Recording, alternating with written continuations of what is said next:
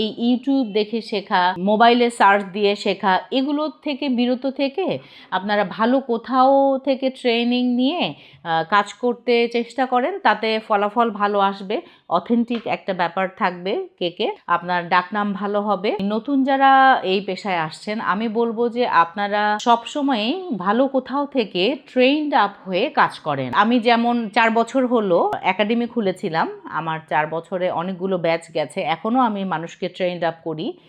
3 দিনের কোর্স আছে, 7 দিনের কোর্স আছে, 1 মাসের কোর্স আছে, 30 দিনের কোর্স আছে। আমি তাদেরকে হাতে কলমে ধরে প্র্যাকটিক্যালি কেক বানানো শেখাই। আমি নিজে খুব ভালো ভালো জায়গা থেকে শিখেছি, গৃহসুখন থেকে, প্রথমাস কিচেন থেকে, কারুযাত্রা থেকে। আমার আঞ্জুস কিচেন শুরু হয়েছিল আজ থেকে প্রায় 10 বছর আগে, ছোট্ট একটু গল্প থেকে। সেটা হচ্ছে আমার ছোট মেয়ের জন্মদিন ছিল, আমি এক জায়গায় কেক অর্ডার করেছিলাম, তারা কেকটা টাইমলি ডেলিভারি দেননি, বেশ তালবাহানা করেছেন।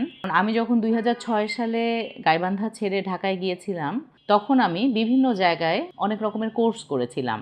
আমি রান্নাবান্না করতে পছন্দ করি, মানুষকে খাওয়াতে পছন্দ করি, নিজেও খেতে পছন্দ করি। শুরুটা এইভাবেই হয়েছে, এইভাবেই আমার ছোট্ট মেয়ের প্রথম জন্মদিন থেকেই আসলে বেকিংটা আমার জীবনে নতুন করে আবার চলে আসছে। একদম শখ থেকেই আমার এই বিজনেসটা স্টার্ট করা হয়েছে। খুব নার্ভাস ছিলাম যে আসলে কিভাবে হবে, কেমন হবে, সব কিছু মিলায়, যেহেতু অনেক দিন পরে স্টার্টিং হচ্ছে, এই জন্য আসলে বেশ নার্ভাস ছিলাম। পরে যখন আমি একের পর এক রানিং অর্ডারগুলো পাই, তখন গাইবান্ধা শহরে খুব কমই ছিল হোম বেকার এবং খুব কমই ছিল বাটার কেক। তো যেহেতু বাটার কেক এবং আঞ্জুস কিচেন দুইটাই ছিল প্রিমিয়াম কোয়ালিটি, তো সব কিছু মিলে আমার রেসপন্স আমি পেয়েছি অনেক ভালো। আমার কেকের বিশেষত্ব হচ্ছে ভেরি ফার্স্ট থেকে আমি কোয়ালিটি জিনিস এনশিওর করি। সেটা হতে পারে আপনার বাটার, সেটা হতে পারে আপনার চকলেট, সেটা হতে পারে আপনার কোকো পাউডার। প্রতিটা জিনিসই আমি চেষ্টা করি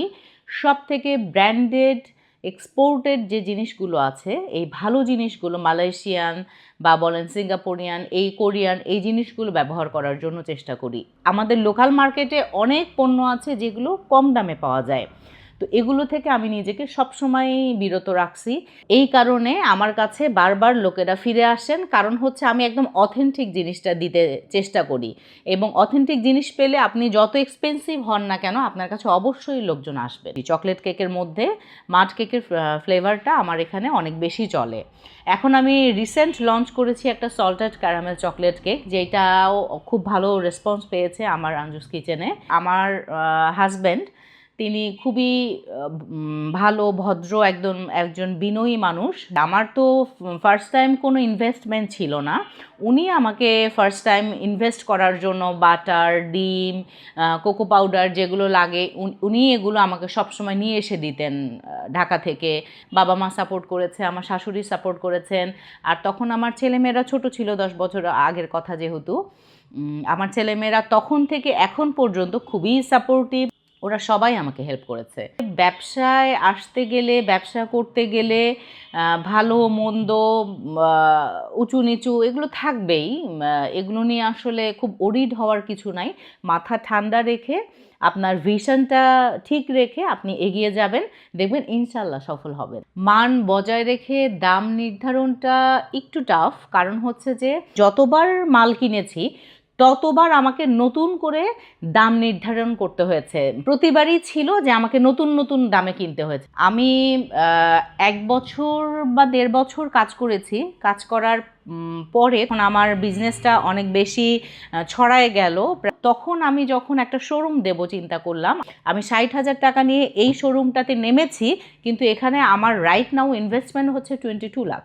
এটা আমি আর্ন করেছি, ইনভেস্ট করেছি, আর্ন করেছি, ইনভেস্ট করেছি। আমার বাবা সামান্য কিছু হেল্প করেছেন, আমার হাজব্যান্ডও হেল্প করেছেন, কিন্তু আমার ইনভেস্টমেন্টটা ছিল বেশি। আসলে অফ সিজন বলতে কিছু নাই, মানুষের জন্মদিন সারা বছরই লেগে থাকে।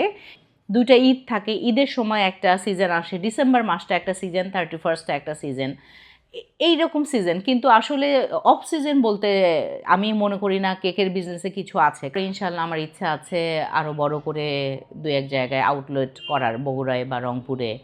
আমার লোকেশন হচ্ছে গাইবান্ধা মাস্টারপাড়া, পালস ক্লিনিকের অপোজিটে।